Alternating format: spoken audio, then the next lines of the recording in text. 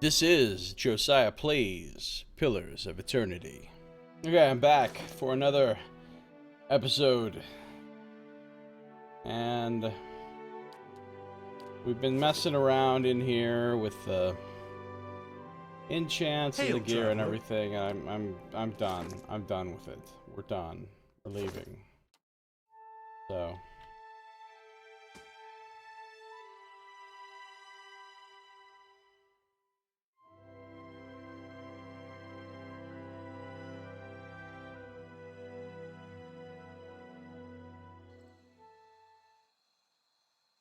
Of course.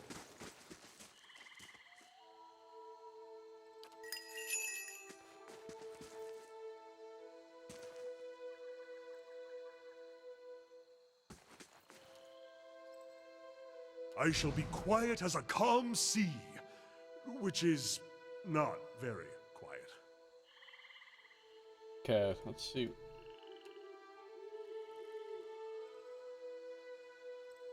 See what else we have happening here. Town.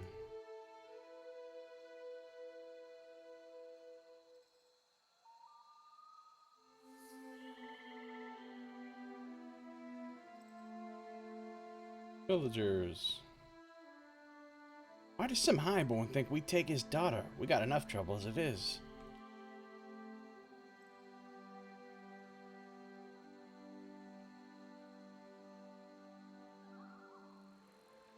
Oh, found some river reed.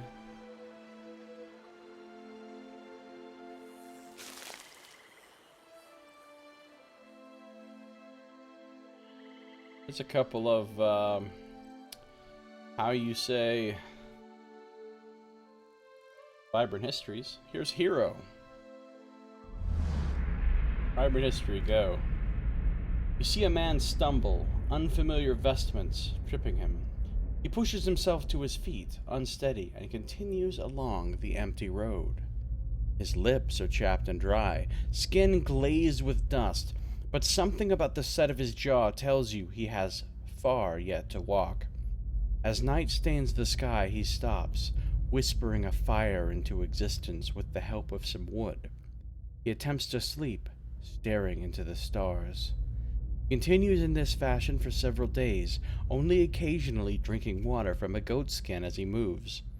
It takes him days to reach the temple, and when he does, his knees falter and give way, crashing him to the ground.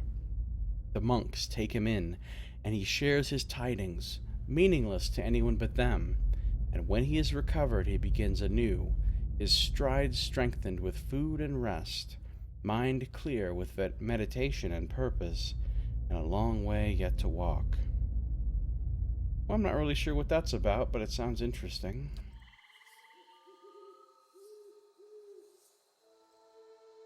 And here's Deaden McLean. Vibrant history. You see this man in the middle of the forest, back against a tree. His head is turned and he strains to hear something. He turns his head the other direction and slowly slides down the tree, ending in a crouch. He cautiously moves forward, keeping to the shadows. His steps are silent as he gingerly places his feet between twigs and leaves. A grunting noise echoes through the quiet morning, and shuffling footsteps rustle as they approach him. He cranes his head around the trunk of the tree and spies his target. He edges his way around the tree, keeping it between him and his quarry. The shuffling comes closer, the grunting now accompanied by a wet snuffle. Is this a boar? Bracing himself against the tree, he holds his position, waiting. Then, with almost supernatural grace, he pushes himself from the tree and swings around it to the right, practically running along its trunk, floating as he moves. He lands in front of the boar, rooting its way around the clearing, his knife flicking lightning quick across its neck. Before the startled animal can even react, he leaps onto its back, squeezing his knees into its sides, gripping the hair at the back of its neck. The beast starts to buck and tries to run from its attacker. But the man merely holds on and waits for the inevitable. enjoying the thrill of a hard-earned feast, thinking about what herbs would bring out the boar's natural flavors best. In seconds, the struggle is over, and the thrill is gone, replaced by the same dull craving that brought him here in the first place. It has left him faster even than the last time, and already he thinks about how he might top it. So he's addicted to the hunt, I guess. My eyes are peeled. Okay. Here we have Trigal's Couriery.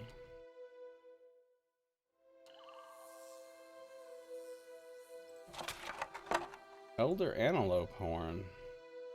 Their speed and alertness make antelope challenging game for even experienced hunters, and their hides are valued for both decorative and practical purposes. Hides provide the leather used to create durable armor, while the spiraling horns of the oldest specimens are among the most prized of hunting trophies. Okay. Villagers.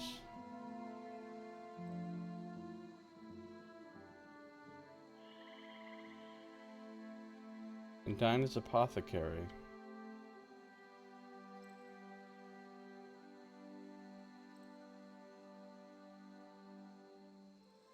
Now let's go in here.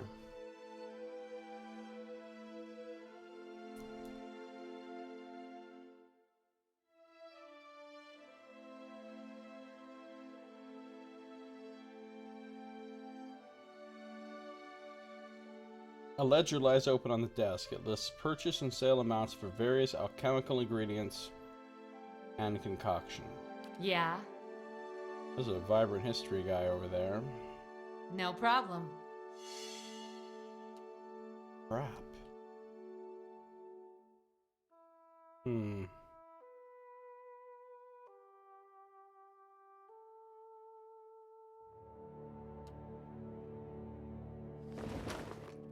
Found some grain.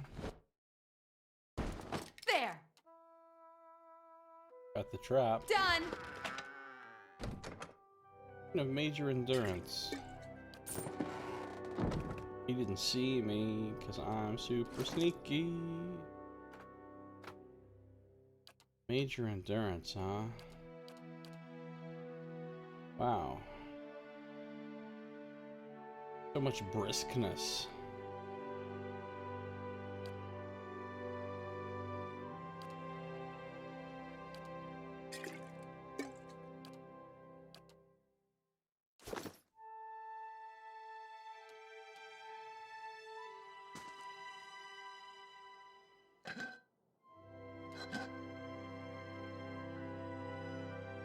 Eh?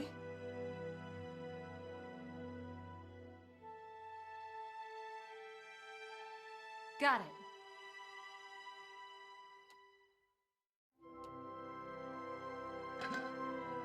That guy is not very observant at all.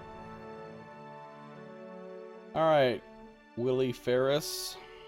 See what you got. Vibrant history, go.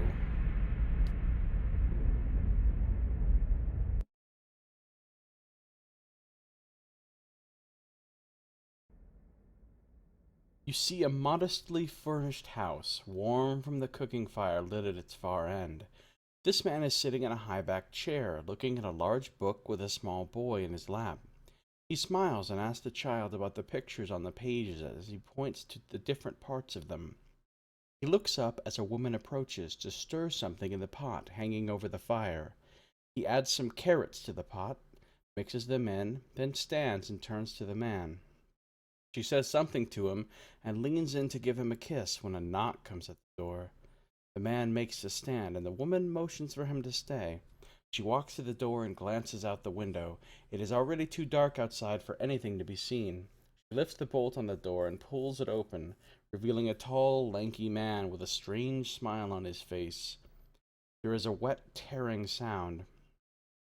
The woman makes a weak groan, collapsing to the floor, blood quickly pooling around her. The man in the chair leaps to his feet, grabbing his son, interposing himself between the boy and the man at the door, who steps over the body and enters the house.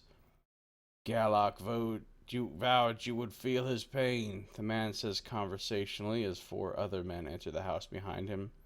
It appears your rent has come due. Oh wow, so this Willie, don't know what he did to piss these people off, but they just killed his wife, apparently.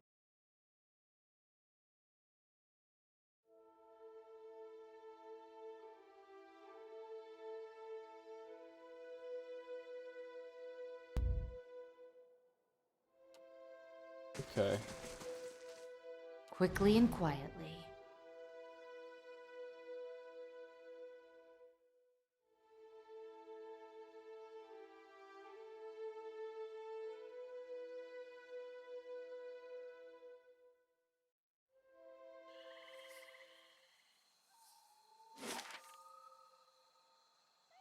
Okay. Deerford Village. So villagey. Oh, here's Pendina.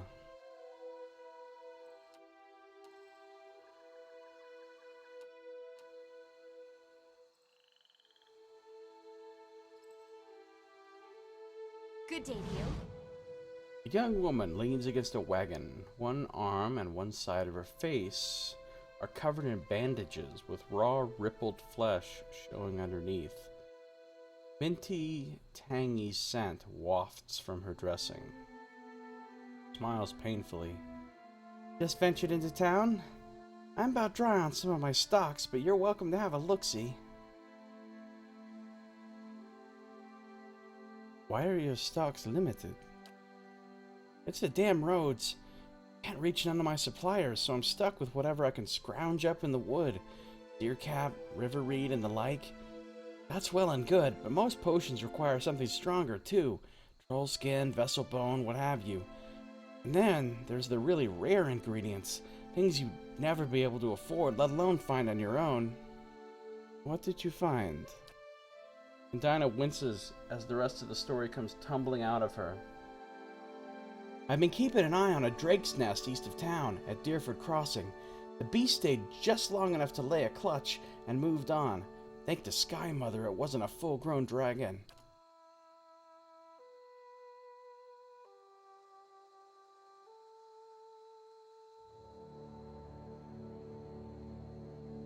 He looks at her bandaged arm and grimaces. Fresh eggs are much more useful than the ones that get passed between merchants or left in nests for weeks or more, and that clutch looked to be at its peak. Thought I'd see about getting an egg, but I didn't realize so many of them had already hatched, or that young worms were so territorial. I could get an egg for you.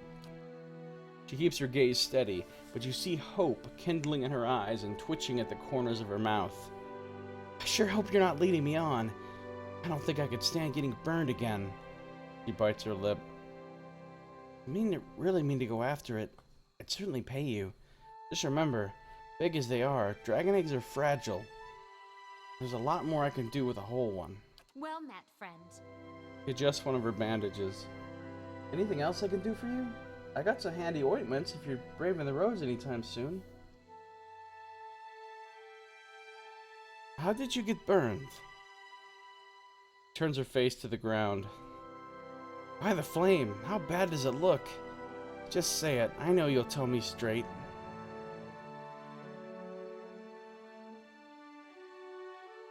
It looks like it hurts. She laughs ruefully. That's a mighty soft way of putting it. She sighs. I told you about my run-in with the worms. I reckon you put the rest together already. Tell me again about the dragon egg. It's in a nest, perched in a cliff on the east end of Deerford Crossing. That's out in the wilds, just east of here. I'm sure there are others elsewhere, but the one at Deerford Crossing is just the age I need. If you head out that way, be careful. The place was crawling with worms when I went out there, and I can't imagine they've gone anywhere else. What's wrong with the roads? A noise of disgust rattles from her throat. Brigands, looters, you name it. The gods may be hollowing out our babies, but it's grown folk that's rubbing out the rest of us. People are scrambling to Defiance Bay because they hear there's healthy births there. And all those refugees and abandoned homes attract desperate sorts like flies on dog shit. I'm looking for an Orlan named Naifri. I did see an Orlan lady headed into the Drackages just the other day. She points across the road at a large building. Don't know what her name was, but she was acting real sneaky like. Show me your wares. She steps aside. Sure thing. Shelves of her cart contain jars, vials, and bundled paper packets. So she's got some good potions, she's got some drugs, she's got gems. Gems, really. Ooh, she actually has a few plants. River Reed. Settler's Arrow. Got some Adra, some Binding, Copper, some Zorup Tongue. Huh. Okay. Not bad.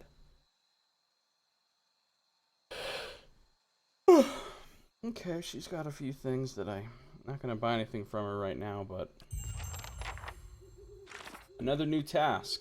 Nest egg. So since I got here to this town, I picked up a Farmer's Plight and Blood Legacy, and Nest Egg and Cat and Mouse. And Dinah, an alchemist in Deerford, has been having trouble getting supplies due to the brigands and refugees on the roads. She needs fresh ingredients for her potions. She said that there's an abandoned drake's nest near town. If she could get an egg from it, she'd be able to brew new potions. Get a dragon egg from Deerford Crossing. And Dinah told me about a drake's nest east of the village. She thinks it's been abandoned by the drake, but not, apparently, by a coven of worms. She was attacked by the worms when she tried to get close to the nest. She would no doubt appreciate it if I could get an egg for her.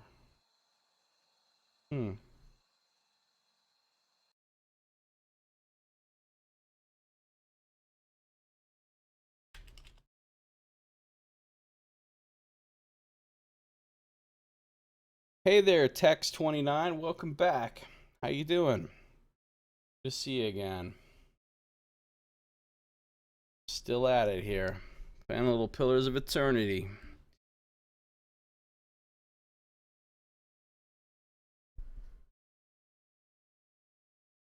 Ayo. Pretty good. That's good. That's good. Then I'm added to Cat and Mouse. And Dinah told me that an Orlan woman stopped at the Drackagen Inn not long ago. Shh. Hail and well met. Okay.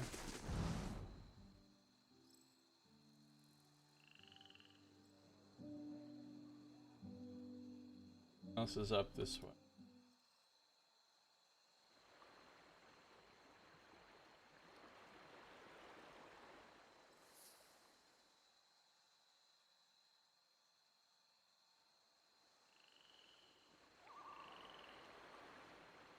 See if there's anything else lurking around up here. Oh, hey, there we go. We got some river reeds. It's all about them river reeds. I don't know that it's really about them, but here's Inethal Silivar. Oh, great. Money goes away from my stuff, and it people.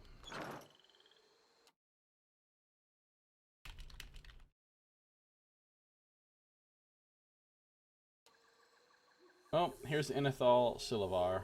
We're gonna get a vibrant history from him. Down for the soul. A little more reading.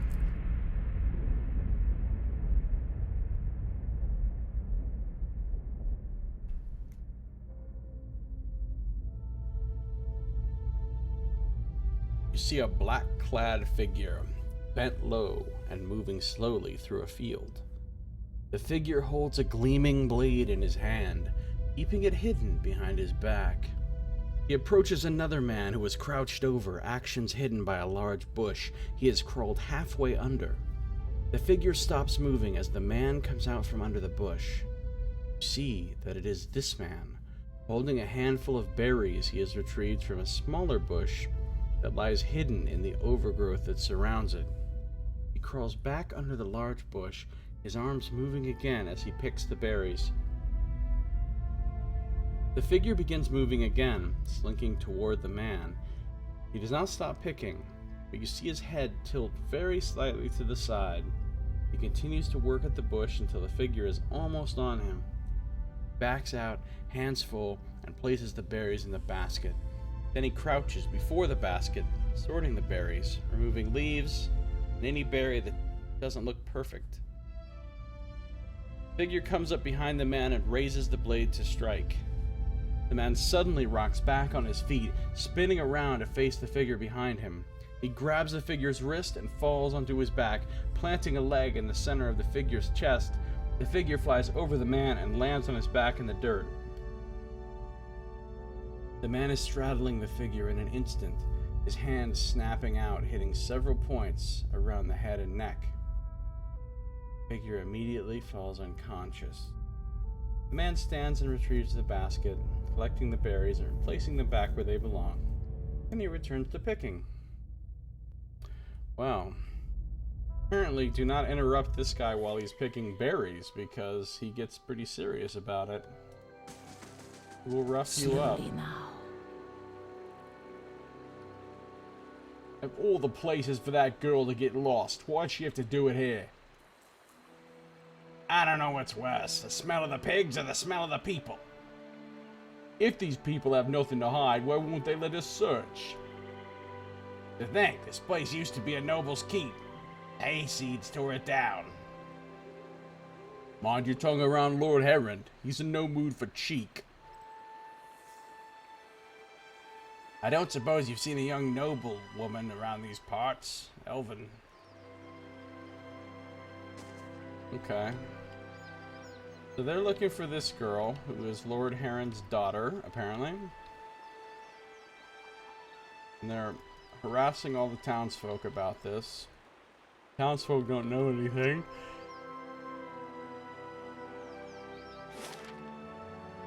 Oh, there's Cleobon Relog, where I need to go. Okay.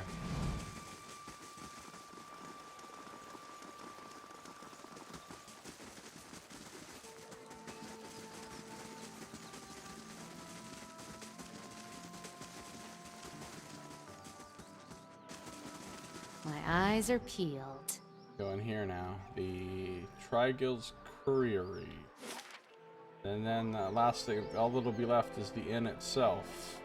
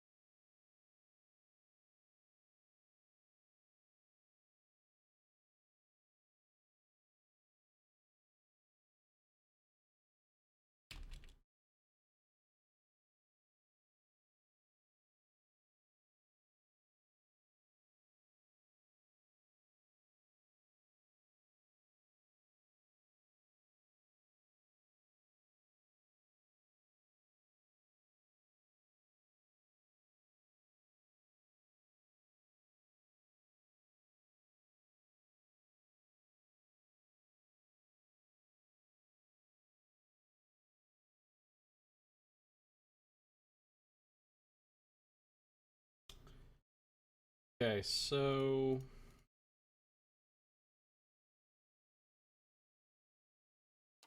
Would you look at this? ooh, I found something hidden. That guy is saying, can't find it anywhere. I never.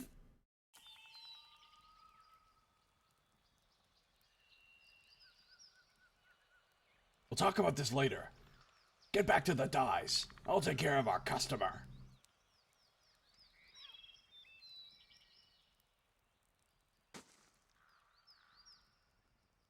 Well, what's in here? Key, courier's key. Key is stained by the dye in which you found it. Huh. Okay. This is probably what he lost. We have dyes fill the wooden vats. They smell of dung and plant matter.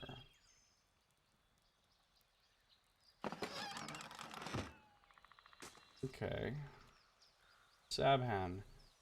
I'm not one for chit-chat, human. Speak to Trigil if you got questions. Is he an elf? Like I said, Trigil handles customers around here. I just handle dyes. Are you deaf? Go bother Trigil.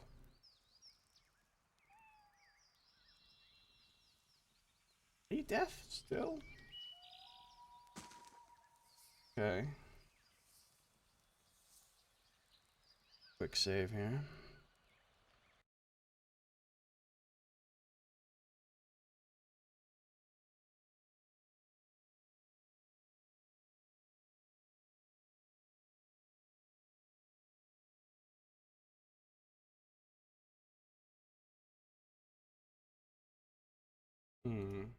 Alright, 1 second.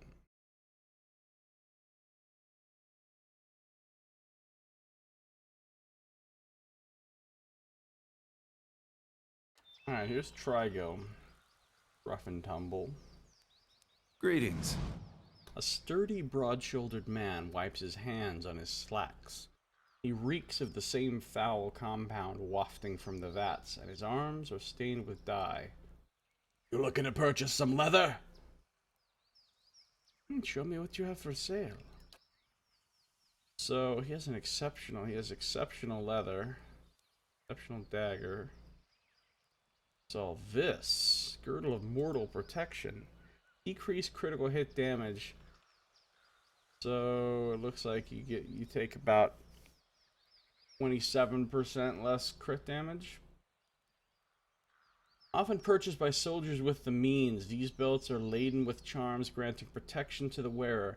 Though a simple band of dark leather, this particular girdle provides defense against killing blows, turning a blade aside at the final moment, or else cushioning a strike from a blunt object. Not bad. He's a trollhide belt. Generation +1 endurance. This belt has been crafted from the mossy hide of a forest troll, with intertwined vines and leaves forming a solid and resistant piece of clothing. Any damage done to the belt tends to be obscured by new growth, for the moss and small plants which grow upon the belt retain some life. Though the resulting effect is somewhat like wearing an herb garden around one's waist, the piece of hide holds some of the troll's power, granting the wearer the creature's ability to recover from wounds. Really?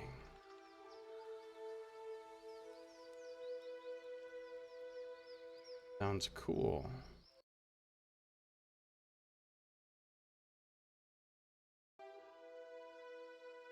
Wonder, what kind of belts are we wearing? Well, we know he's got his awesome belt. Bountiful Healing is a belt of questionable value.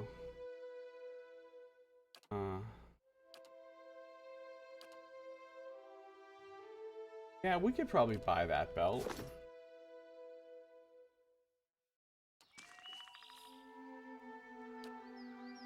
We could probably buy that belt. And give it to her. We're not going to give it to him because he's got this awesome belt that he's wearing. But it might help her out. And then we give this belt of Bountiful Healing to... They all have one of those, don't they? Yeah, they do. Okay.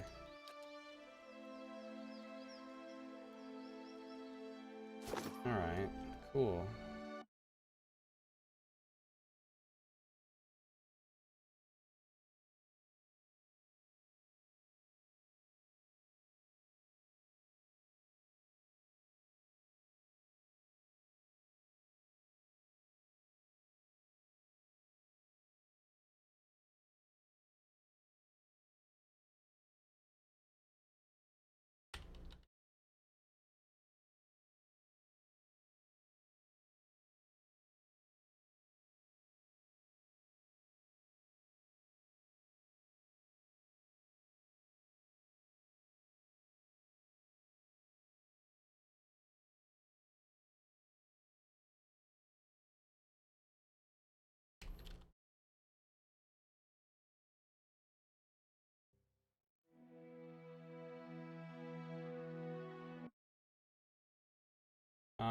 Alright, so let's see here. Yeah? Is there any chance I can steal Sure. the stuff out of that? Let's see what lies this way. No problem. This guy must be perceptive as fuck.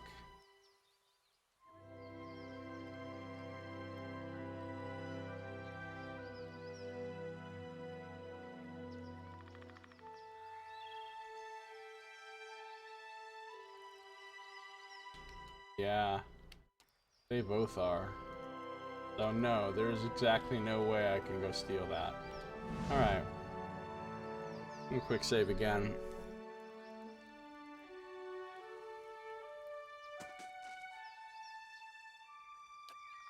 Eh?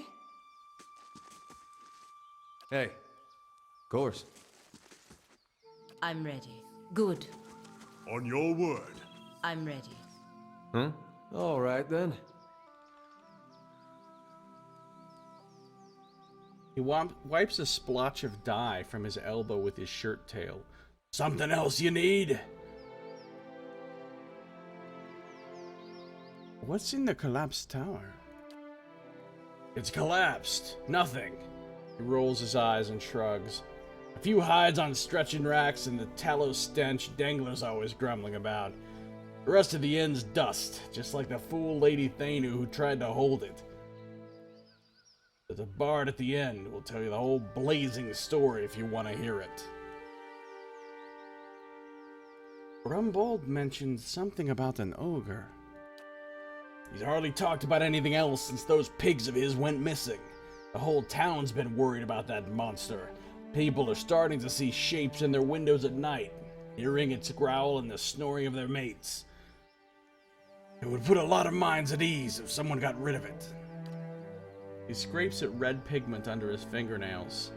Sometimes venture into the wilderness, collecting ingredients for my dyes, mind you. I've seen tracks east of here, near the river, that couldn't have been anything else. Okay. Have you seen Nifri and Orland from Defiance Bay? I make it a point to keep out of other people's business. Okay. Addendum to a farmer's plight. Praggle told me the ogre most likely resides near the Bale River east of Deerford Village. Okay.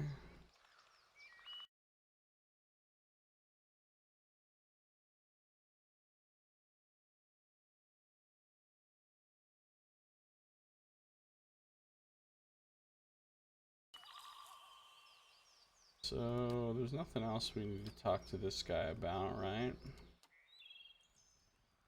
Can unlock that door.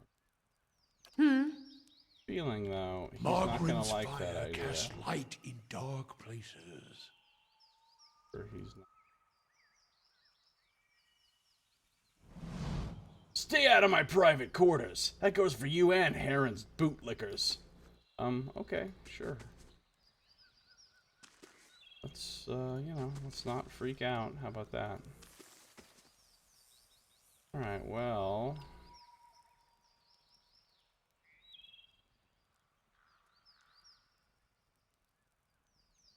let's just go.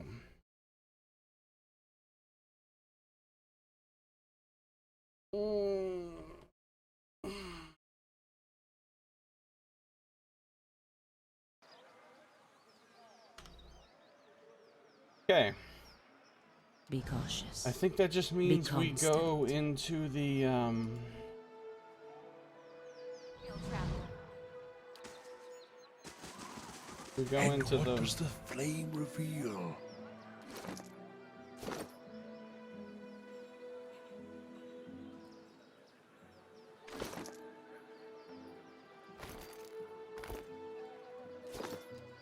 Of course. the Dracogen Inn.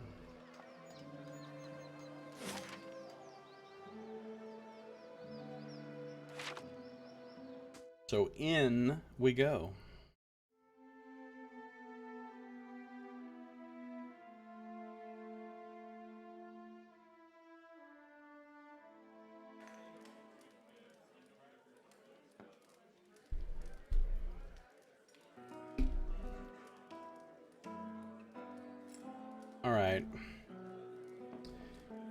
found a new inn here. Time to see and not be seen. People who can afford to are fleeing to the cities where the legacy hasn't hit so hard.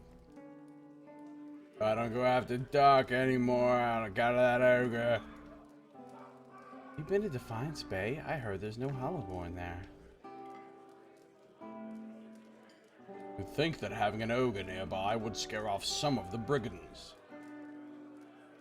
That lord will have bigger problems if his guards keep pushing us around.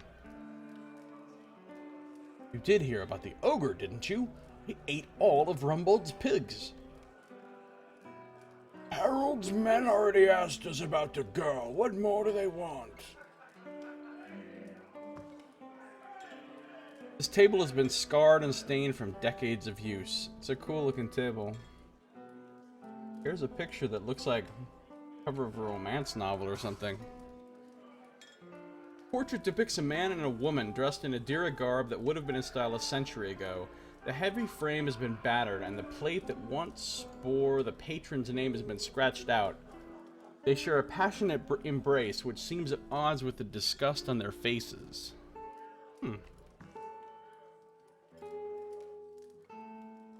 There's Sid. While you're in town, get some poultices from Hindina. Roads are dangerous these days. Wenfred's pleasant enough, but once you get him talking... It's a shame that ogre took Rumbold's pigs, but what if it comes after us? At least we're not under some tyrant like those poor sods in Gilded Vale. There's a little fella named Eorn. Wait, Eorn! I know this guy. I let this guy go. Remember from the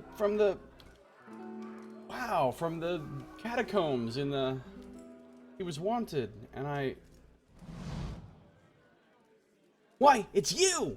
Thank you, friend! You've given me another chance, and I mean to make the most of it! I've been telling everyone around here how you helped me! Positive rep with Deerford Village. Thank you again! Deerford may be a quiet place, but I find that's growing on me.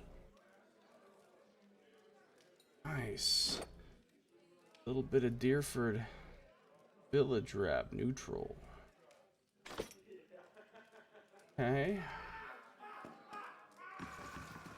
Keeping an eye out. Here's Sid. How do you do? Got some Valiant clothes. A redhead stands by the fire, tuning her lute and plucking its strings. She hums snatches of a melody as she goes. Kind of a bard then, huh? First time at the Dracogen. Normally I'd have a song ready, but I haven't quite worked out this time yet. This tune yet. I'm writing some chants about the founding of this inn. Say, you interested in the story? I haven't finished the chants, but I could tell you about it all the same. Sure, let's have it. Oh, excellent! These rustic fables are always great fun. Let me get out something to write with. Palagina rolls her golden eyes and exhales for an excessively long time through her nose. It was built in the time of Hadrit's rebellion, and Adiran Lady Thanu once had a keep here. One of the towers still stands, but the rest is said to be buried under the village. Anyway, she stuck to the side of the Empire, and a contingent of Duke Hadrit's Knights of the Crucible helped the farmers and colonists in the area turn her keep to rubble. This inn was the first building that sprang up from the ruin, built with some of the same bricks that colonists had pulled from the Lady Thanu's castle, they say. Supposedly, the quarterstaff of her chief wizard even got lost in the construction, mortared into a wall or nailed under a floorboard. Anyway, the inn was supposed to be a haven and a meeting place while the locals built their new town. What's a Lady Thanu? A Thane, or Thanu, is a man or woman who's part of the military elite. A knight, if you will. Typically, the position is inherited. A Lord Thane, or Lady Thainu, owns land and also commands several unlanded Thanes. The woman who last held the keep here came from a long line of landed Thanes. What do you mean, supposed to be?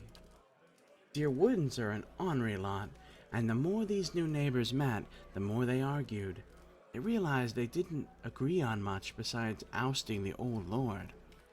The biggest divide was over the Glanfathans and their nearby ruins. Adret's knights and their supporters wanted to keep the peace, but a group of misfits with more anarchic leanings that had formed in town wanted to go after the tribes the same way they'd gone after their lord. Soon, the villagers were fighting with each other as much as with the Adirans. In the end, memories of the Broken Stone War and the War of Black Trees were fresh enough that the Duke's soldiers won the day. Most of the other villagers came around eventually, but some of the core troublemakers left to join the front lines of the War of Defiance, and others, I've heard, found their way into the Guided Compass, the most forward-looking of the Glanfathan tribes. I don't know if I believe that part myself, but it makes a good story. He points to the east wall. There's a portrait of one of the chief rabble-rousers and his rival in the peacekeeping faction. Someone's idea of a joke. I don't think they were particularly amused. I want to hear about the Broken Stone War. That was the first major conflict between the original Adiran settlers and the Glanfathans. Happened 3 years ago, 3 years into colonization, when some farmers knocked over an Adra menhir that was part of an Engwithan ruin. The war didn't last long, but it spread quickly and claimed thousands. In the early weeks, most of the colonists didn't even realize there was a war going on until the Glanfathan raiders hit their villages. There had been small, spontaneous skirmishes between the colonists and the locals before them. This was organized, and it was the start of decades of violence between the colonists and the Glanfathans. As you can see, Deerwood's full of history, even in little villages like this. Tell me about the War of Black Trees. It started back in the colonial days, almost 30 years after the Broken Stone War. Even though isolated conflicts still broke out between the settlers and the Glanfathans, both sides had officially agreed to peace. Edreng Hadrit, Admeth's father, was Gref at the time. As part of peace negotiations, he'd signed treaties prohibiting Adiran colonists from looting Engwithan ruins. However, he'd been unable to outlaw the use of captured Glanfathans as slaves. What's a Gref? A Gref is the governor of a colony and is subservient to the Adiran Emperor. The early leaders of the Adira colony in the Deerwood, including Edreng and Admeth Hadrit, were Grefs. At the start of the War of Defiance, Admeth Hadrit declared himself Duke of an independent Deerwood rather than Gref of the Emperor's colony. It was the same term used for leaders of the newly independent Valian republics. Anyway, we haven't had a Gref since. I see. Indeed, the tanking of Glanfathan slaves had continued to be a source of conflict. It came to a head when Imperial agents, aided by certain earls in the Deerwood, began looting the ruins again. See, the Empire had never actually agreed to Hadrit's treaties on the matter, and the recent secession of the Valian republics likely left them eager to weaken Hadrit's position. The looting sparked a brutal slave uprising and a guerrilla campaign among the Glanfathans. Edreng Hadrit was too old to lead forces into battle, so he sent his son, Admeth. Admeth made a costly but effective decision that ended the war faster than anyone could have imagined. Burned the forest near the Isha'in River to keep the Glanfathan warbands from retreating. Thousands of Glanfathans died, and as Admeth repeated his scorched earth tactics in the following months, he wore down the remainder of their forces. To this day, over 150 years later, there are still sections of the deerwood where the trees are nothing but bare, charred trunks.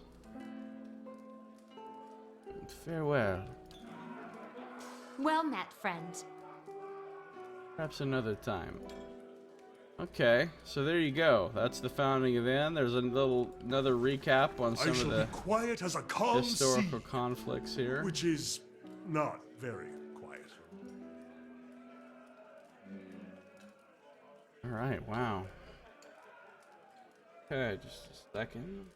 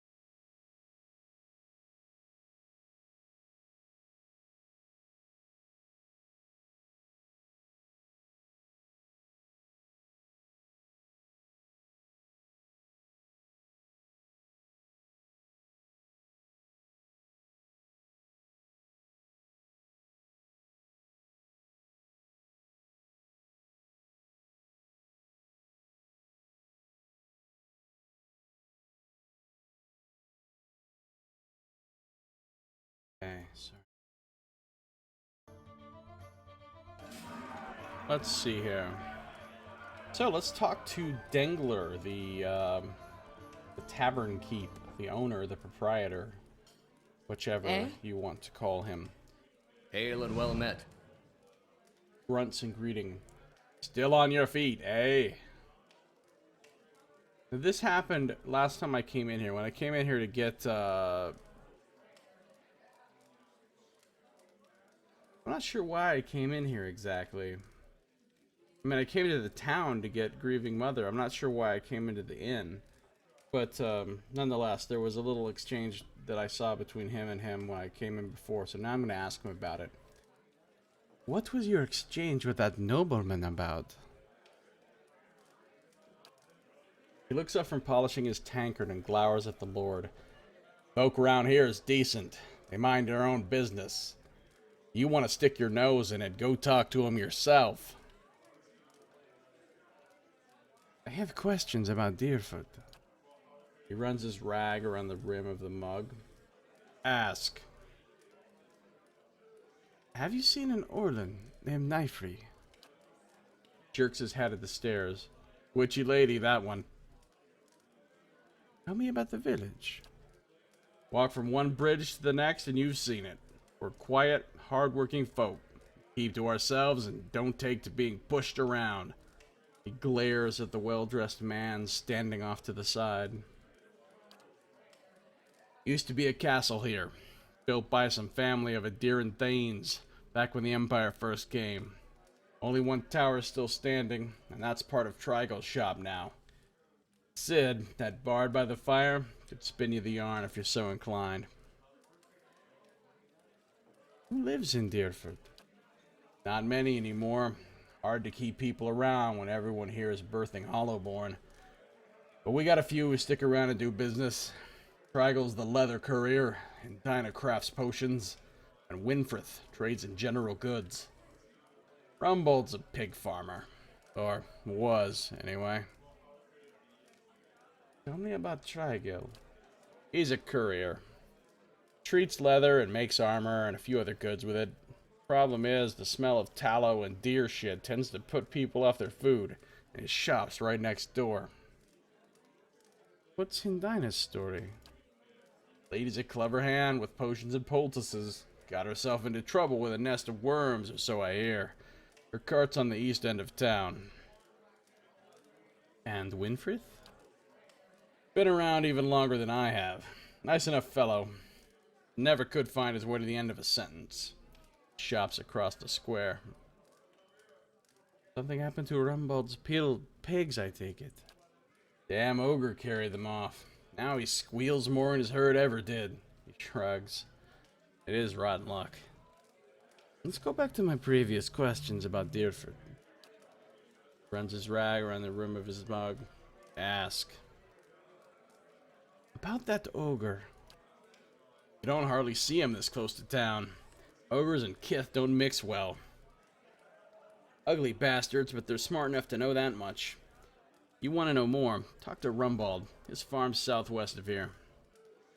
You said you don't see many travelers. Of course not. Why would they come here? We got bandits on the road and an ogre in the forest. That young yapping fool Rumble will tell you. Worse yet, hasn't been a healthy child born here in over a year. Most kith that come here is just passing through. Never mind, I want to ask you about something else.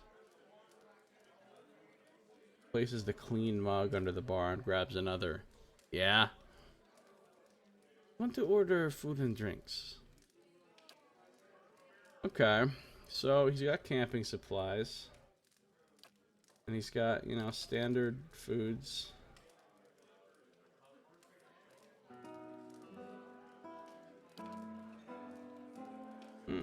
Dexterity, might and con. Might and con and intellect. That is a nice room. That is a really nice room.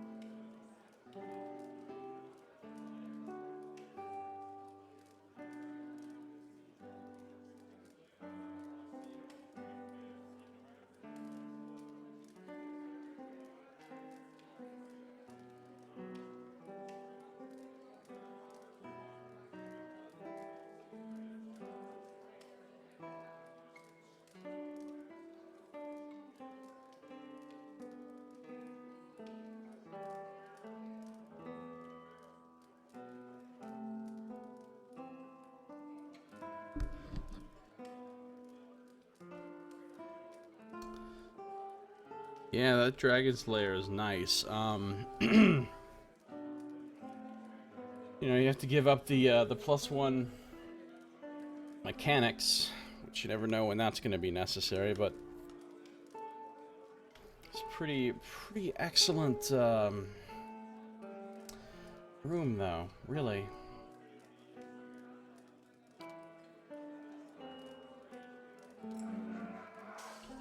Quickly and quietly.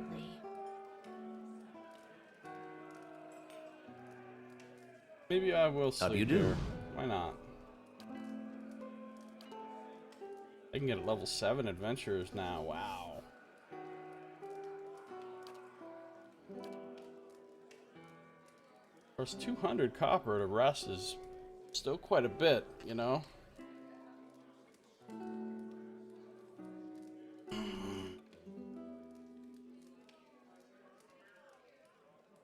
What the hell, though? I only live once. I can YOLO this shit.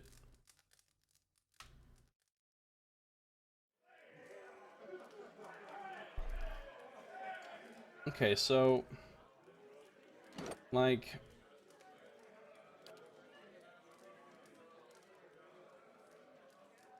is 23 intellect now. 19, right.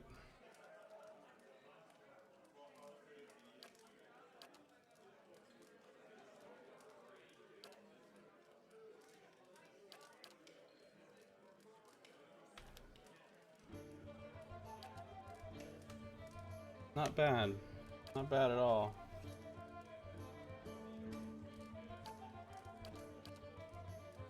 She still has terrible might.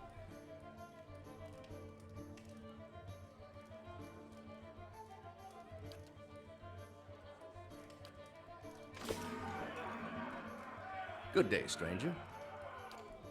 Eyes open.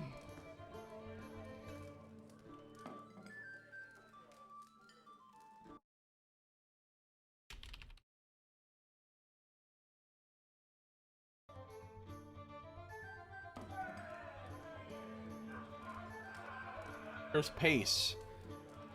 What you doing in the kitchen? Dingler will get you sorted out with food and drink. That lord's still here. At the rate his soldiers are going through my ale, it's a wonder they haven't drowned in it. Heavy sweet perfumes emanate from the barrels. The stave joints are stained dark brown and dull purple. Mind did you stay back from the oven? Patience, the pies will be out in a minute. We got some beer there. Okay, I'm not gonna bother to steal the beer because really care that much. Here's Lord Heron. Here's wait. Nanaoki Feral.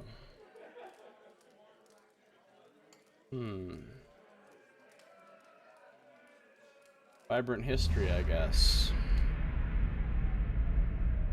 You see this woman running through the streets of a small city. She pushes her way through the crowd, glancing over her shoulder as she does. Her clothing is torn and her hair disheveled. Even though she appears to be attempting to escape from someone, her eyes sparkle with joy. Her mouth is pulled back in an enormous grin, and occasionally a small giggle works its way out of her throat. While looking over her shoulder, she runs headlong into a well-dressed man standing at one of the market stalls. The moment she sees the man she's run into, her face changes. Gone is the glee, replaced by fear. Her grin twists into a frown, her bottom lip quivering. The man, seeing her appearance, expresses concern for her well-being, and she leans against him, weaving a tale of a brutish man with wandering hands. As she speaks, her own hands travel over his body, seeking and exploring. There is a shout from across the crowd, and they both look over to see a large, angry man approaching, roughly pushing his way through the crowd that separates them. She stiffens against him, feigning fear. The man tells her not to be afraid, and steps in front of her to block the path of the figure who is coming near her.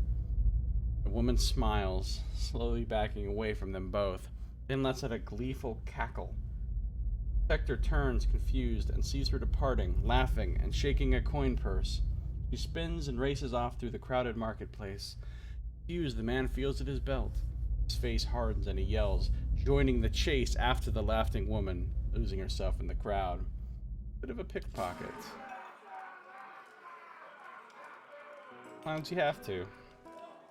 Margaren's fire casts light in dark places. Skulder head looks as old as the inn. Its leathery skin is cracked and bleached. Years of exposure. Guard keeps his eyes on the door. If you have information about Lady Alice, you should speak with Lord Heron. Let's see.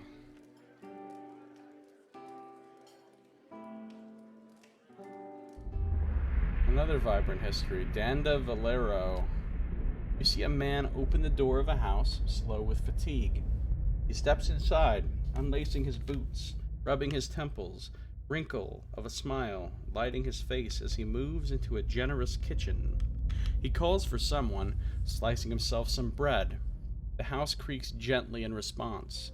His lips purse, and he pads out of the kitchen into a large room with a staircase. Chewing slowly, he takes the stairs one at a time. Calling once more. No response. His body freezes for a moment. As he walks into a room upstairs, nothing on the lone bed but an abundance of faded felt toys. Moving faster, he checks each room, his calls growing more urgent. No response. Any sign of exhaustion is gone, replaced with limber panic. Checks cupboards, baths, anywhere a child might hide. Nothing. Then, a letter next to the door he came in from, with a queer symbol on its wax seal. One he's seen before. He crumples, shoulders shaking against the hard wall. Nobody sees him weep. Aiken, apparently. Okay, well here's Lord Heron.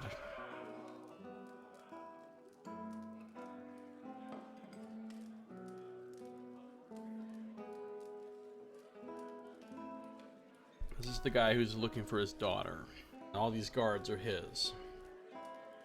The man wears Adira-style robes, simple but elegant. His fine leather shoes look like they were made for padding around indoors, yet they're caked with mud.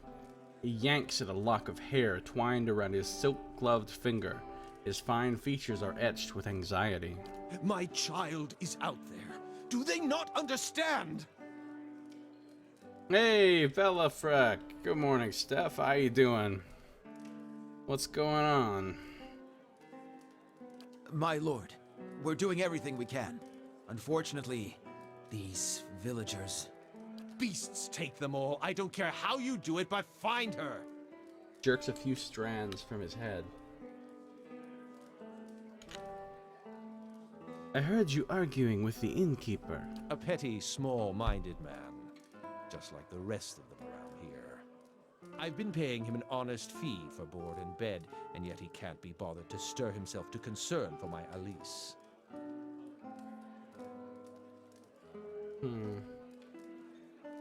Yeah.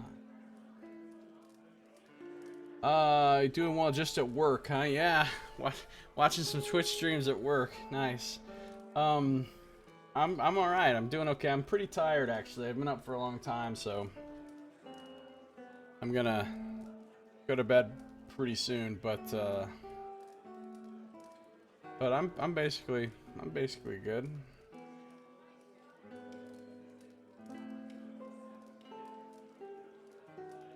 Actually, he seemed angry at you.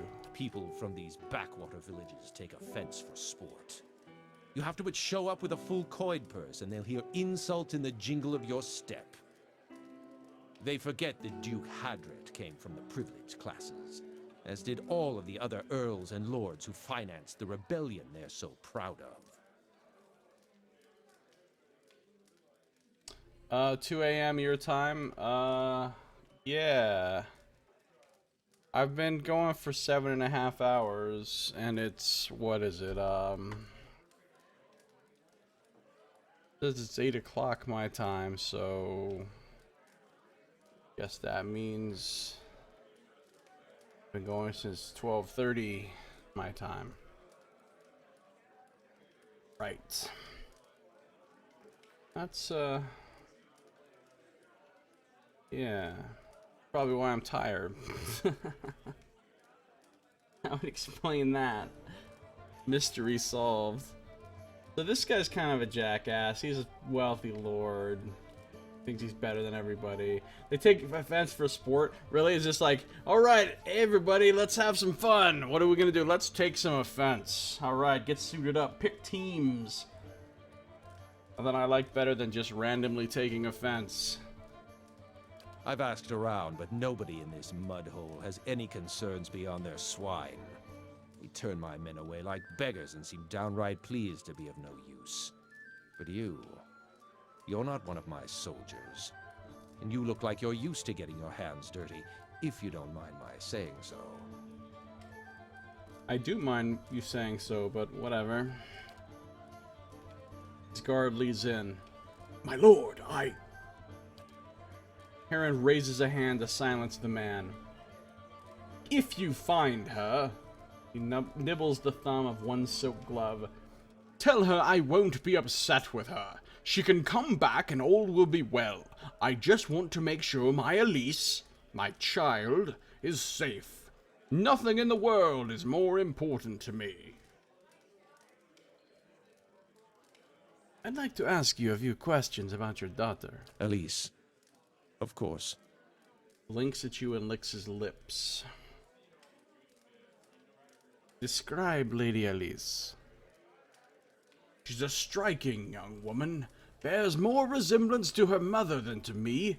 She has auburn hair and delicate, well-bred features. She must be, 28 or 29 now. You don't know how old your daughter is? You're guessing? Like, hey, who knows when she was born? She's just my kid.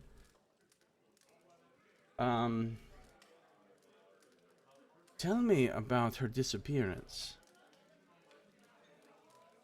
We'd stopped in Deerford for a few days. On our 4th evening here, I was making plans to continue our journey. Lady Elise was feeling unwell and went to bed. When I retired a couple hours later, I found that she had vanished. None of my men had seen her go, and no one at the inn knew where she was. Since then, my people have been combing the village, but we've yet to find a clue, and the locals have been no help. Pretty realistic in your opinion, stuff that your mom has no idea. That's messed up. Although, I mean, I don't know about having a kid, but I often forget how old I am. So that's a pretty good sign that my mind is going. Why did you and Elise come to Deerford? It was merely a stop along the way to Aina's Rest. However, she took ill shortly before our arrival, so it seemed prudent to allow her a few days to recover. What's in Aina's Rest? He frowns as if about to protest, but he gives in with a sigh. Lady Elise has reached an age where it is prudent for her to marry. Given this legacy business, I can't let her fertile years slip by, nor do I want her womb to fester in the presence of so many Hollowborn. Wow, okay. Yeah, you don't want festering womb. I can understand that.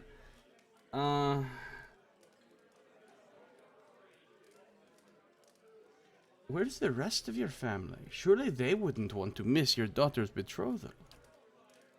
Lady Herond is ill-suited for travel, I'm afraid, and unfortunately, Elise has few other close relatives. My sister and her husband, Elise's aunt and uncle, of course, have been visiting Adir these past months. He rubs his knuckles. As for siblings, Elise has none. My wife has only given birth to Hollowborn. Since Elise, that is. It seems there would be more potential suitors in New Haelmar or New Yarma. You think I haven't considered that? Arranging a suitable match is difficult. The best prospects for my child lay in Aina's Rest. I see. But going back to your daughter. What about her? Let's go back to my previous questions. Something more? Go on, then. Tell me about yourself. I'm Lord Nestor Harrond of Defiance Bay. My family has been prominent there since Imperial times. Our primary estate is on the outskirts of Brackenbury, but we have holdings in New Haelmar as well. Those went to my sister and her husband. Right. Something about this whole thing seems suspicious to me. Guess you get it from your mom, the lack of memory? Yeah. Guess I get it from my dad. My dad doesn't remember anything. I'm getting that way more and more.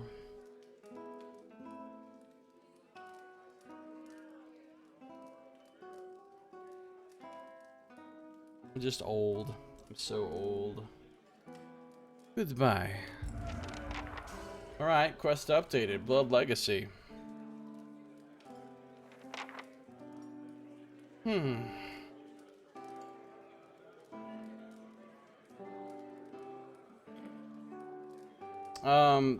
The game only has partial voice acting. In fact, probably at most only about 20% of the dialogue is voice acted. Maybe not even that much. It's just select lines from select characters.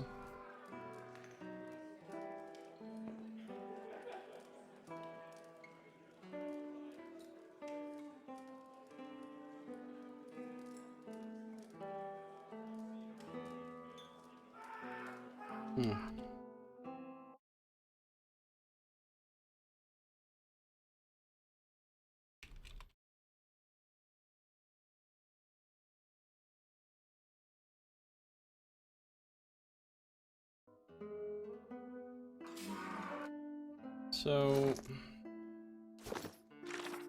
my quest. Lord Heron has not seen Lady Elise in days now, and it seems the villagers of Deerford have not been much help. Still, I may be able to learn something useful by asking around. You like my voice is better? Well, I mean, for the most part, the voice actors actually do a much better job than me, but... Yes. Have you news of Elise? Twists a silver chain around his wrist. Alright, maybe Dangler knows Well something. met, friend. He grunts in greeting. Still on your feet, eh? Tell me about Lord Heron's daughter. He frowns and shrugs. His lordship says she up and went missing the other day. He wipes a tankard with his ragged towel, twisting it with swift, jerking motions. I don't know any more than that. However these lording bastards handle their affairs ain't no business of mine. You look agitated. Something about this doesn't sit right with you, does it? He slams the clean tankard down on the bar. Damn right it don't. That lord saunters in here like he's cut from cleaner cloth than the rest of us, and yet... Shakes his head. Look, I don't want no trouble from you or him or anybody else. I'm just waiting for him to tire of my ale and leave so things can get back to normal around here. Honest, benevolent.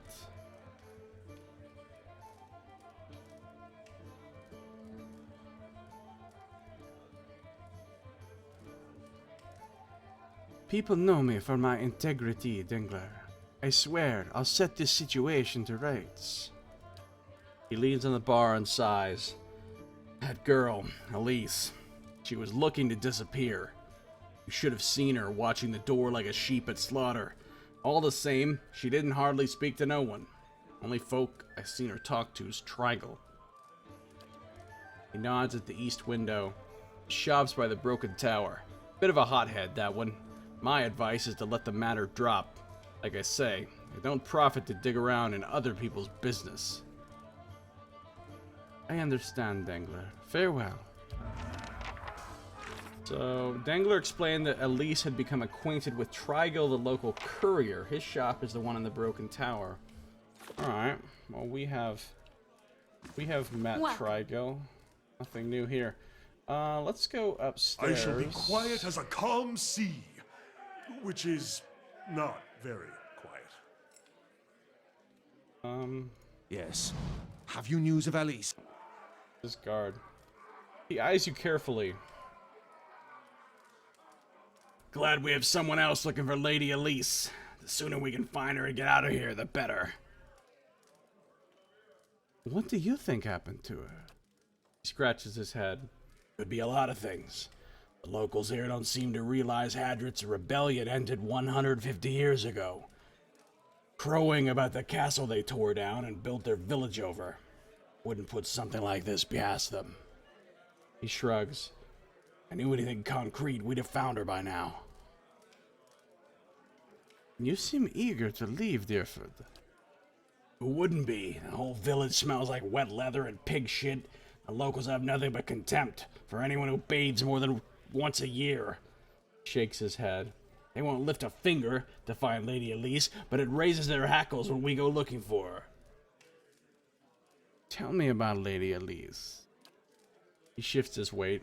What's there to say? She's a lovely girl. Quiet. Keeps to herself. She'd make any father proud. You don't seem to know her that well. My primary duties are to Lord Herod. Goodbye. That's suspicious. Yes. Okay. Quickly and quietly. Go upstairs.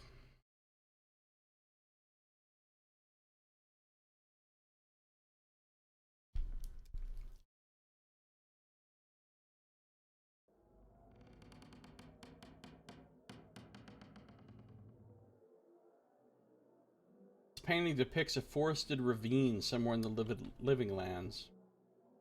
Nice. This painting portrays the expansive foothills below the mountains of White March. Not him, don't worry.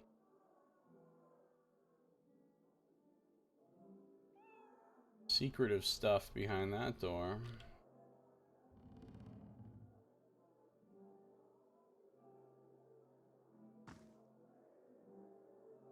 Would you look at this? Oh, got some hidden stuff.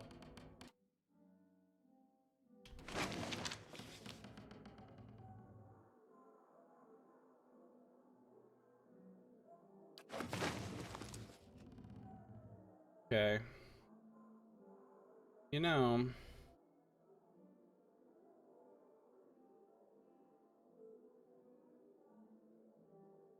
we have here.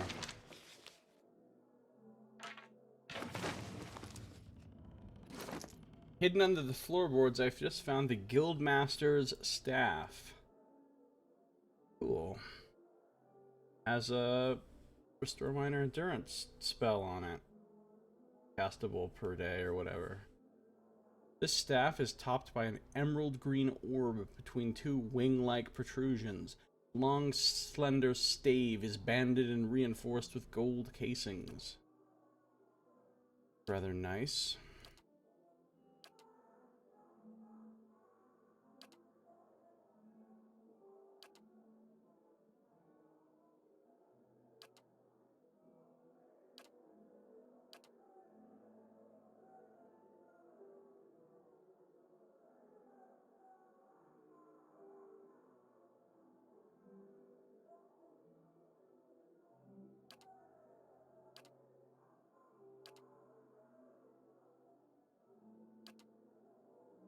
I think I'll give that to Kana. He's already got.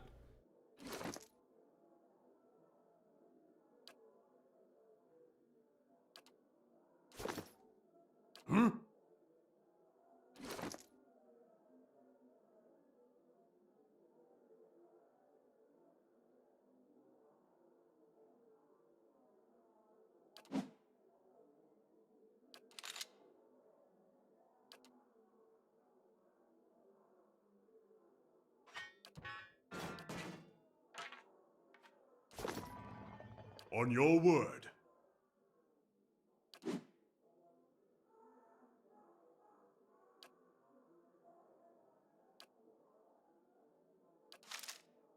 Okay, that's nice. Right away. Let's see. Full of vibrant histories here. First one is going to be Daorn. Quite a hat you're wearing there, Daorn.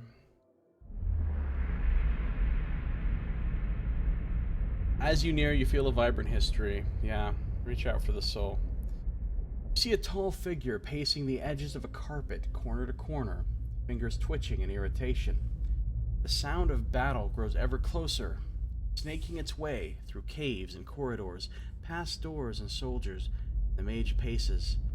Throwing his door open, he strides through the refurbished cave, taking scrolls from shelves and demanding potions from terrified grunts.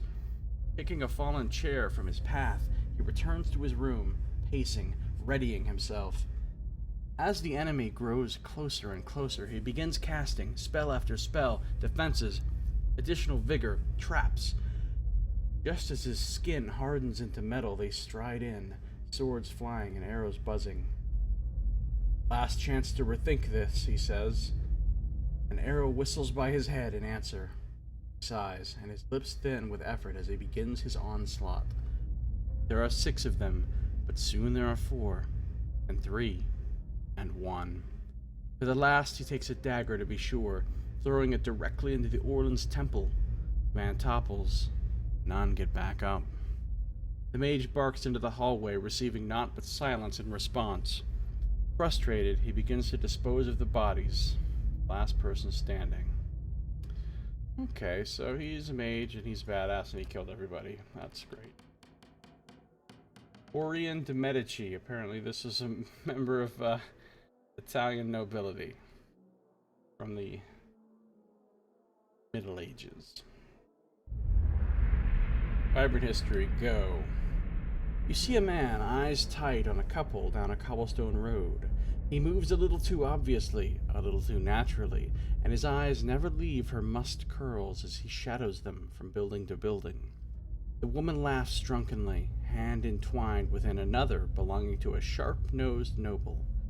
Flawless doublet, slightly too small for his generous frame. She brushes against him as they move, clearly far too intimate for her shadow's liking. His eyes narrow to angry slits as the couple slip into an opulent doorway, and the nobleman's hand slips down her dress. Her breath shortens into gasps, and she leans into him further, moaning. The spectator pauses, mouth pressed shut, veins bulging. He slides along the wall, dagger in hand, and just as the woman bites into the nobleman's doublet, he steps out. It's over in moments. He closes his eyes, dagger slipping from his blood-slicked hand. Bolts. So, a little bit of a jealousy there, I think. He kind of took it too far. Right? Don't pretend like we're not going to steal the stuff on this shelf. My eyes are peeled. We most definitely are going to steal the stuff on this. Eh?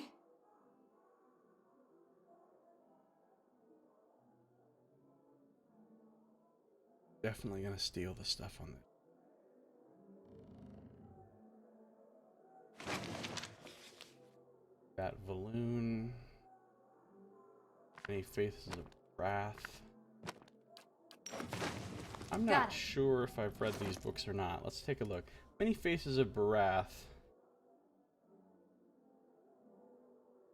I have definitely read. Moons of Aora.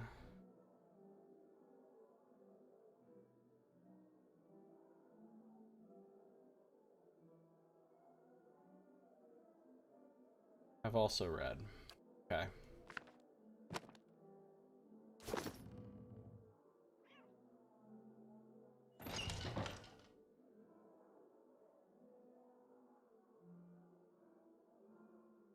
Oh. This won't stop me for long. Free stuff area.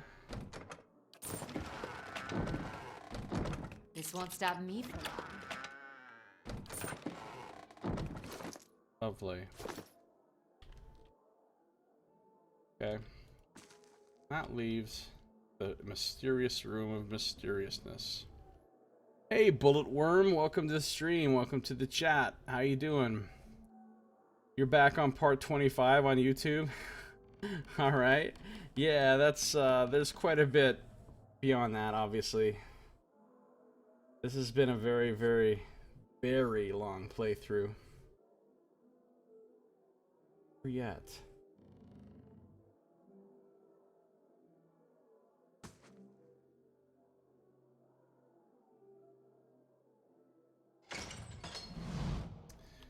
There's Nightfree. The Orlin hovers by the window, peering out of it every few seconds. As you enter the room, she watches you carefully, her hand hovering over her stiletto. She cranes her head to peer behind you. Anyone follow you? Who sent you?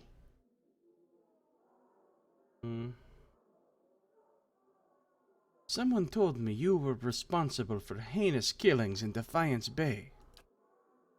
Let me guess, was that someone named Medrith?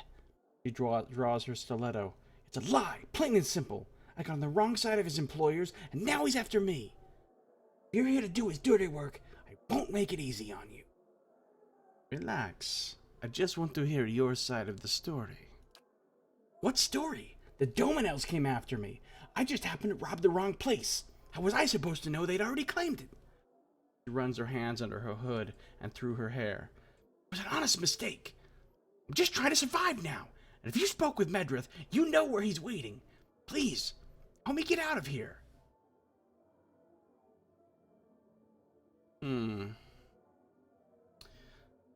Certainly not siding with the Dominels. Now that I know he's working for the Dominels, I'm 100% against him, because they are not my friends.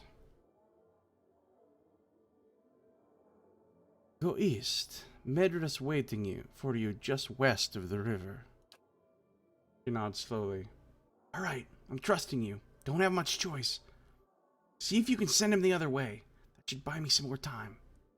She follows the hooded figures toward the stairs, giving you a final uncertain glance as she passes through the door.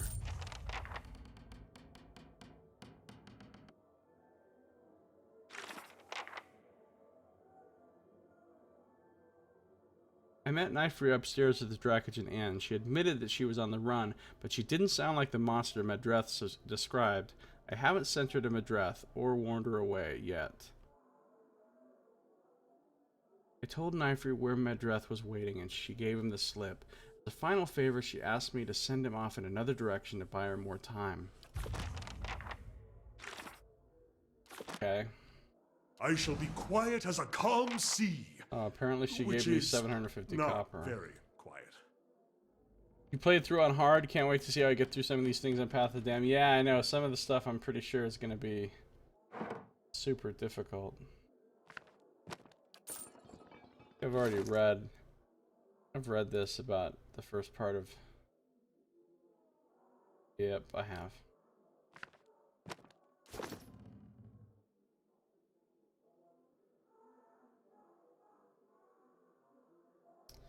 Alright, so...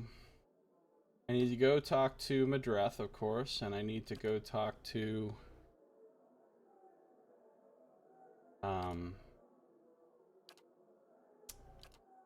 the dude in the what's his name? Frygil, the leather worker guy.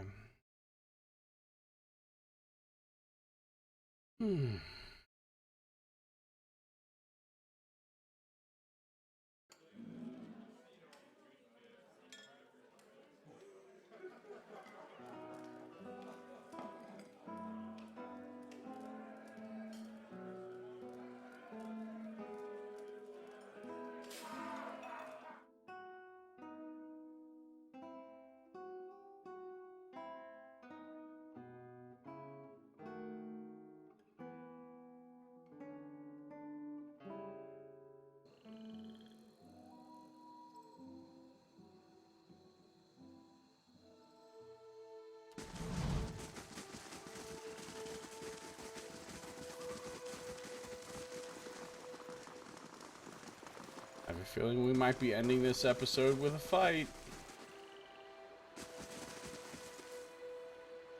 Very strong feeling to that effect.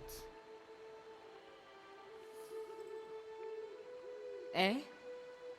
Sure.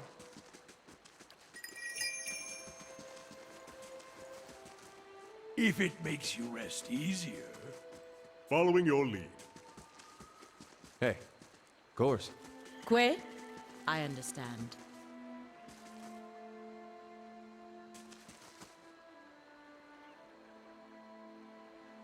Huh?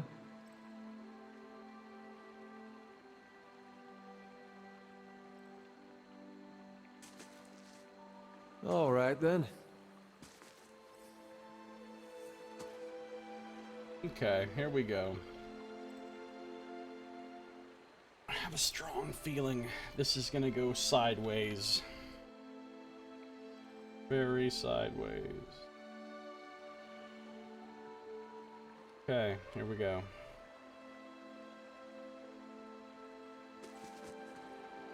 He picks at a long blade of grass. Found knife fruit yet? I'm ready to get out of here. I'm just gonna be honest. Fuck it. Fuck these Dominels. They want to attack me, they can bring it. Yes, and I let her go. Medivh draws his blade. Don't worry, I'll catch up to her right after I take care of you. House Domino, my reputation with Domino is quite low enough already. I don't really care. Okay.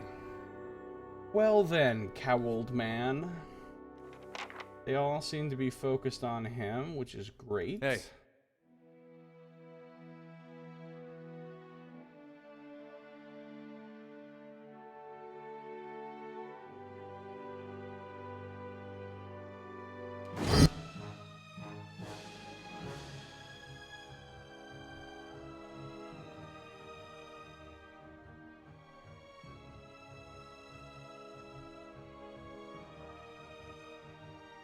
I'm gonna start with that. I'm ready.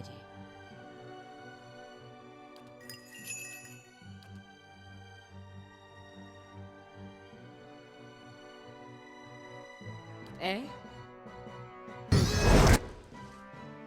What?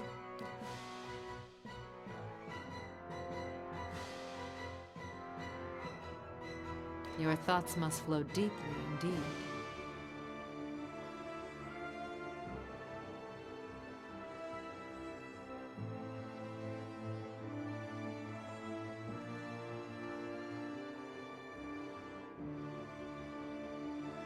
Eh? Eh? Your thoughts must...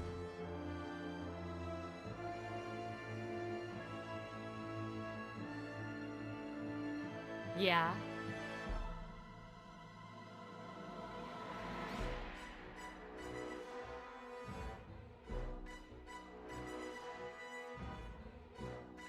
I'm gonna just light those guys up On with a your little word. bit of this guy.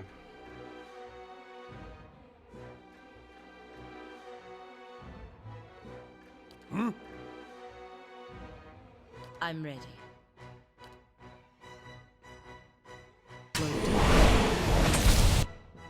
She just hit that guy for 57. Nice.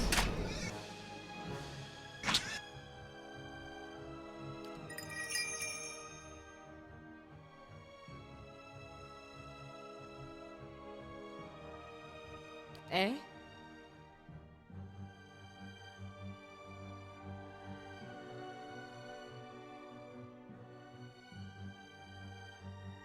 Following your lead.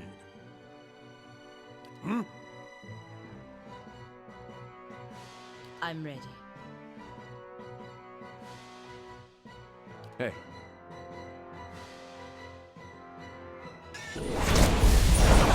Got it!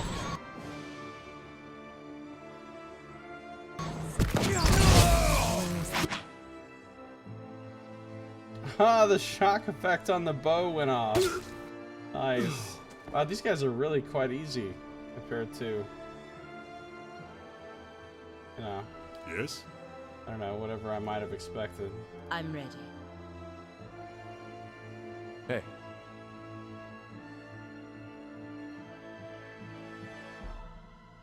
What?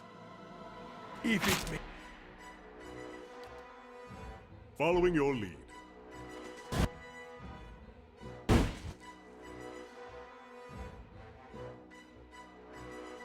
Did he just use Shadowing Beyond?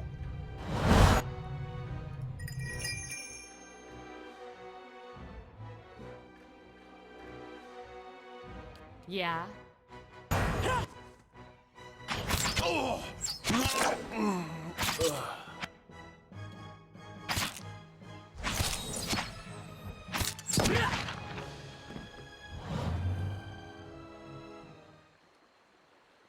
Yeah, mother. Find great. Ooh, thank you for all this loot. A lot of money he just gave me. That is a lot of money he just gave me. Hold on. How much is that in coin? I got 11,098.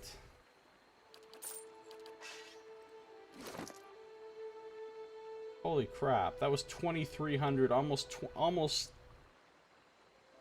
That's 2,300 in coin, plus what the Course. value of all that. Man, killing him was super lucrative. Considering how easy it was. Oh yeah, and the quest. Obviously over, right? Cat and mouse.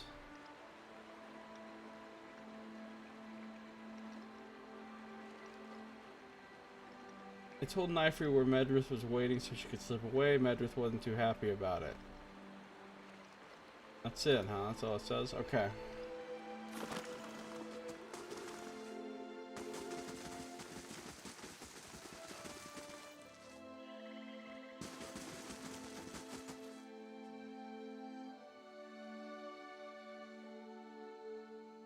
Any sign of that ogre or its head?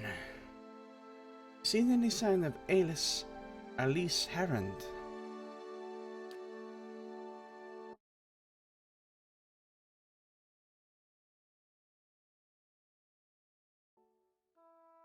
His hands curl into knobby fists.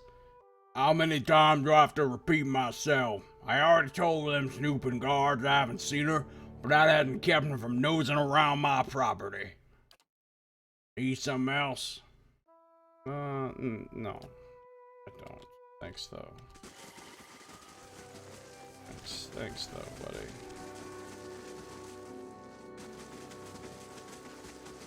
How about you? Hey, stranger. You just one of her bandages. Anything else I can do for you? I've got some handy ointments if you're braving the roads anytime soon. Actually, I'm looking for a missing noblewoman. Oh, that lord's daughter? She was a new shade of green when I seen her the other morning. Chatting with Trigal she was, just outside his shop. Point to the crumbling tower. Lord Heron said she was ill from travel. She laughs. That weren't no road sickness. Trust me, I'll know it when I see it. What was wrong with her? She tugs at a bandage. No offense, but I hardly know you. I'm not one for gossip, and I certainly don't want to cause the poor girl any trouble. Thanks for the information. Greetings. What did I just addendamize here?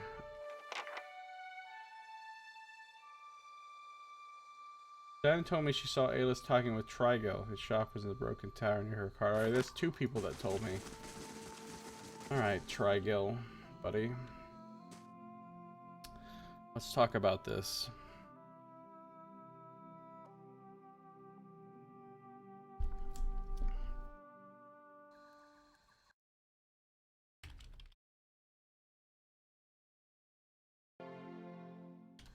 Alright.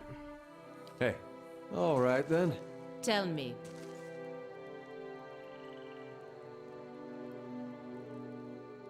Hey. Best quick save. He wipes a splotch of dye from his elbow with his shirt tail. Something else you need? What can you tell me about Alice Harrond? He shrugs. Only that her father's men have been banging down doors and stirring up trouble looking for her.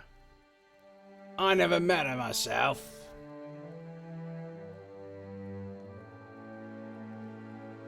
That's strange. Dengler told me you two were acquainted. He watches you and smiles slowly. He doesn't miss much. What exactly did he tell you? He said she was looking for an escape. Her father's dragging her out here to get hitched to some backwoods noble. She wanted an escape, all right, and I was happy to give it to her. We snuck across the river a few nights ago for some private time. Come to find out we weren't exactly alone. An ogre, taller than Windfrisk's tails, sprung out of the forest, and we were so lost in the heat of the moment. Didn't notice it till it was upon us. It grabbed Alice, disappeared into the night before I could even pull my britches up.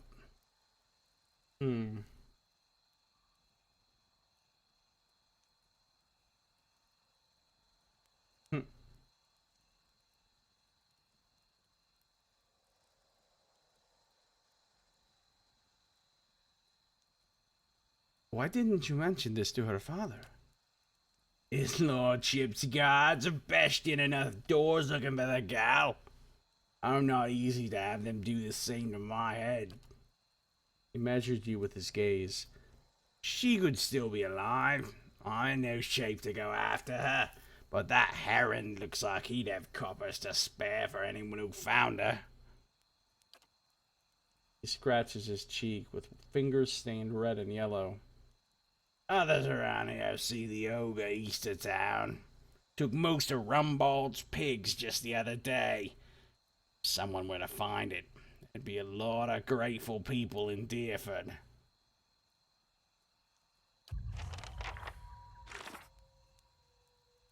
Cargo claims that an ogre took Alice somewhere near the Bale River east of Deerford.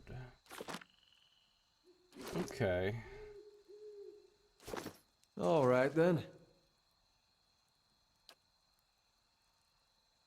Let's, sell him some of this junk.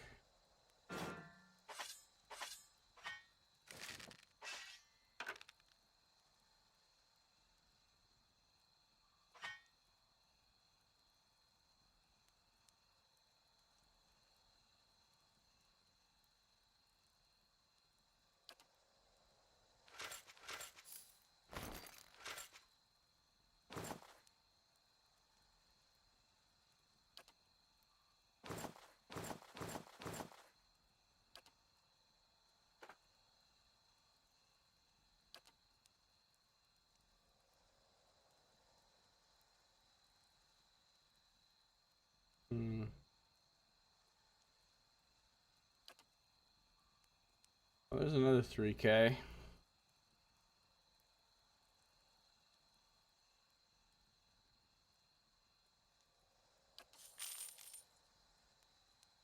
So we're starting to recoup the money we spent on that expensive pike for Gina.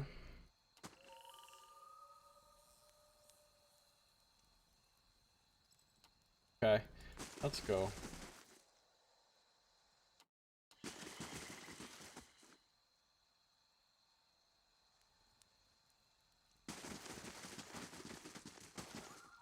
Eh? Slowly now. I don't suppose Sure. it's possible for no, that's right. We already tried. These guys are super perceptive. There's no stealing that. All right, well, clearly the only thing left to do is leave here and go over to Deerford Crossing. Go look for an ogre and else. Gotta go look for an ogre.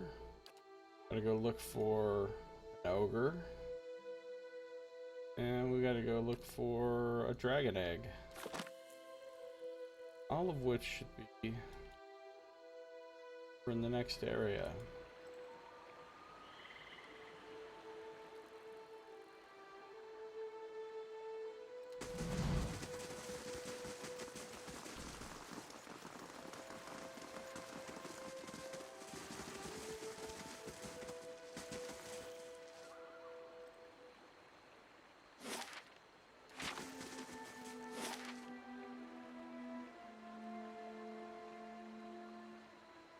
I wonder if I should buy some camping supplies before I go. Nah, I'll probably find some somewhere, won't I?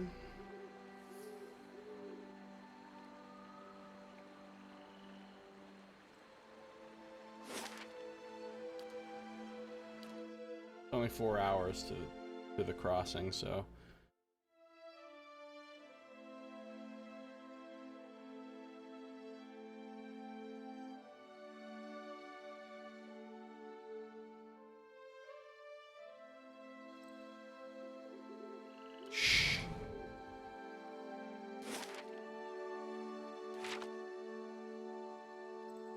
Okay, well, that, they say,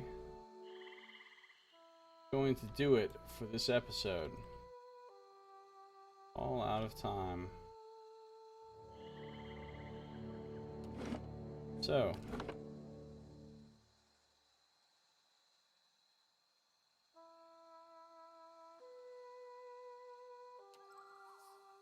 I'll just quick save.